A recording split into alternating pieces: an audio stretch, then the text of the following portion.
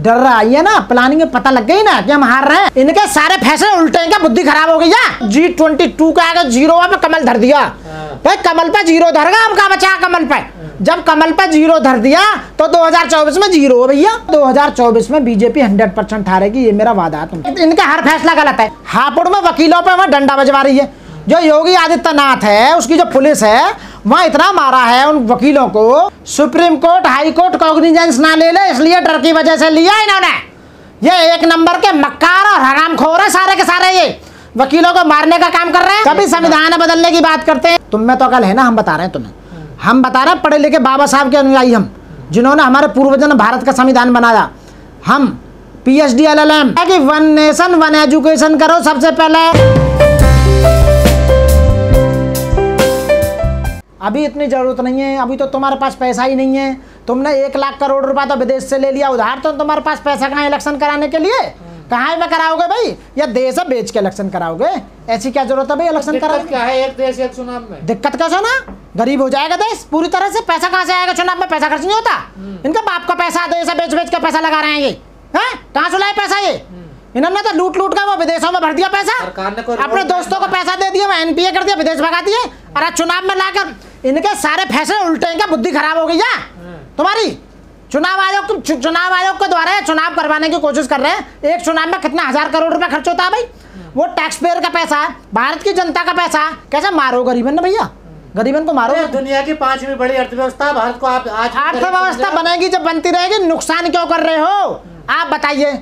ये G20 सम्मेलन जो आ रहा है, इतना मोटा पैसा खर्च कर रहे हैं, इतना मोटा एडवर्टाइजमेंट कर रहे हैं। वो G22 का आगे जीरो पे कमल धर दिया भाई, कमल पे जीरो धर गया, हम कहाँ बचा कमल पे? जब कमल पे जीरो धर दिया तो 2024 में जीरो है भैया, 100% जीरो। आप ये समझ लो 2024 में बीजेपी 100% हारेगी, ये मेरा वादा है तुमसे। अरे उन्होंने तो ऐलान कर दिया तीसरे कार्यकाल में काम जो बचे हुए काम है पूरे होंगे। हाँ, जब दीपक हो जाए ना तो फड़फड़ा है थोड़ी देर को। अब ये फड़फड़ा रहे हैं, बुझने वाले हैं, इनका काम हो जाएगा, चिंता करते। फैसला इनका गलत है, गलत फैसला है। इनका हर फैसला गलत है, इनका हर फैसला गलत है। नोटबंदी का फैसला इनका गलत था। नोटबंदी का जो फैसला था वो टोटली पूरा फेलियर था। ये हाँ बिल्कुल। GST का जो फैसला था वो टोटल गलत था इनका पूरी तरह से। ये किसानों पर बिल लेके आए, वो किसानों पर वो पूरी तरह से फैसला गलत था। ये वो लेके आए नागरिकता बिल जो लेके आए, वो इनका गलत था पूरी तरह से टोटली। वादे जो जितने भी किए सारे वादे गलत थे, जितने वादे गलत किए इन्होंने सब। अरे कब तक मूर्ख बनाओगे? आपको पागल लग रही है क्या भारत की जनता? भारत की जनता समझ नहीं रही तुम क्या कर रहे हो। You are totally failure. तो करना क्या चाहती है सरकार? कभी इनके लोग कहते हैं कि संविधान बदल दो, नया ले आओ। आप कभी ये कह रहे हैं एक देश, कभी संविधान बदलने की बात करते हैं, कभी एक देश। अरे हम जो कह रहे हैं तुम याद छोड़ो, तुम चलाओ वन नेशन वन एजुकेशन। जिस दिन वन नेशन वन एजुकेशन चलेगी उस दिन देश का उद्धार हो जाएगा। पूरे देश में एक सी शिक्षा नीति लागू करो। तुम में तो अकल है ना, हम बता रहे हैं तुम्हें, हम बता रहे हैं पढ़े लिखे बाबा साहब के अनुयायी हम, जिन्होंने हमारे पूर्वजों ने भारत का संविधान बनाया। हम PhD LLM advocate Manoj Kumar Baba Saheb का अनुयायी, वो बता रहा है कि वन नेशन वन एजुकेशन करो सबसे पहले। हर घर में एक नौकरी दो, देश का राष्ट्रीयकरण करो, बैंकों का राष्ट्रीयकरण करो, जितने भी तुमने संस्थान प्राइवेट कर दिए उन्हें सरकारी करो, जो 55,000 प्राइमरी स्कूल तुमने बंद कर दिए उन्हें रीओपन करो, और जितनी भी वेलफेयर स्कीम्स हैं उन्हें लागू करो देश के अंदर। महंगाई को कम करो, और जो तुम्हारे बैंक भर रहे हैं ना उन्हें तो कम भरो, जो तुमने लूट लूट कर भर लिया उसे कम भरो तो ना। सरकार कह रही है कि हर 6 महीने में चुनाव होते हैं, इससे देश में जो विकास में बाधा आती है। बार बार चुनाव होते हैं, 4 महीने 6 महीने में, कभी इस स्टेट में कभी 2024 के बाद बता देंगे कितने चुनाव हो रहे हैं, तुम्हें बता देंगे। 2024 में जब तुम सारे जेल जाओगे ना, जितने भी जो पकड़ करते रहते हो ना सुबह से शाम तक, ये 2024 में पता लग जाएगी। सरकार बदल रही है 2024 में, और तुमने जितने घोटाले करे हैं बड़े लेवल पे लाख करोड़ तक के, वो सारे खुल जाएंगे सिलेंडर पे। पागल है जनता, समझ ना आ रही। 400 से 1103 पर लाकर फिर 200 घटा के 900 पर ला दिया। बहुत बढ़िया काम करा। महंगाई महंगा हो तब दिक्कत, कम करे तब दिक्कत आप लोगों को। क्यों करे कम? क्यों कर रही है कम? अभी तो पेट्रोल पे भी कम करेगी, सब पे कम करेगी। डर रहा है ना, प्लानिंग में पता लग गई ना कि हम हार रहे हैं, इन्हें पता लग गई हम हार रहे हैं, इसीलिए कर रहे हैं। और अभी इनकी गवर्नमेंट जीतने की बात कर रही है, हापुड़ में वकीलों पे वह डंडा बजवा रही है। जो योगी आदित्यनाथ है, उसकी जो पुलिस है, वहाँ इतना मारा है उन वकीलों को, इसीलिए आज पूरे भारत में ऑल इंडिया स्ट्राइक ही वकीलों की।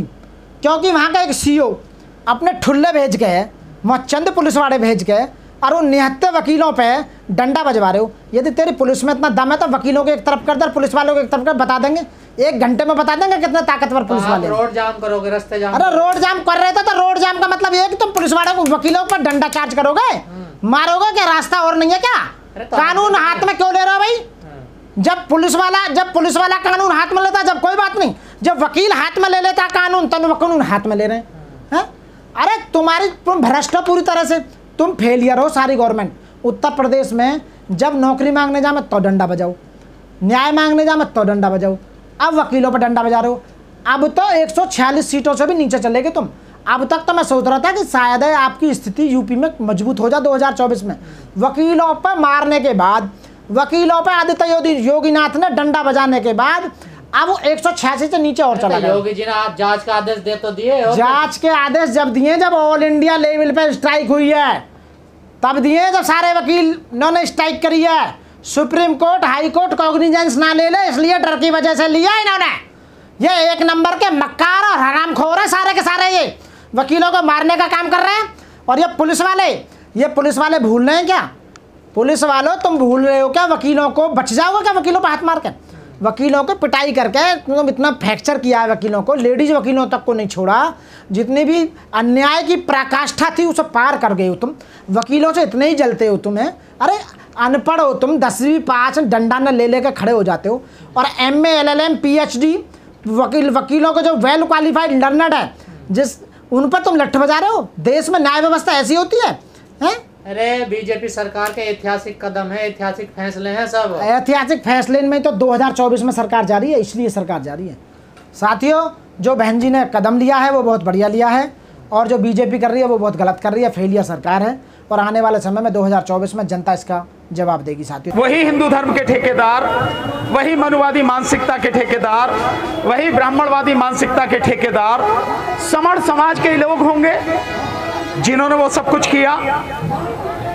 ये बात बताने का मकसद सिर्फ इतना है, अगर इनके सिद्धांतों के विपरीत, यानी मनुवादी व्यवस्था के विपरीत अगर कोई भी काम करेगा, इनका अपना ही क्यों ना हो, उसे ये खत्म करेंगे। यही इनके जीवन का लक्ष्य है और उद्देश्य है। और फिर जब ये अपनों को नहीं बख्शते तो डॉक्टर रितु हों, प्रोफेसर रतनलाल जी हों, चंद्रशेखर जी हों, कितने भी लोग हों, पायल तड़वी हों, रोहित वेमुला हों, ऐसे कितने ही बहुजन समाज के हमारे साथी हैं, हमारे लोग हैं जिनके साथ अत्याचार होता रहा है।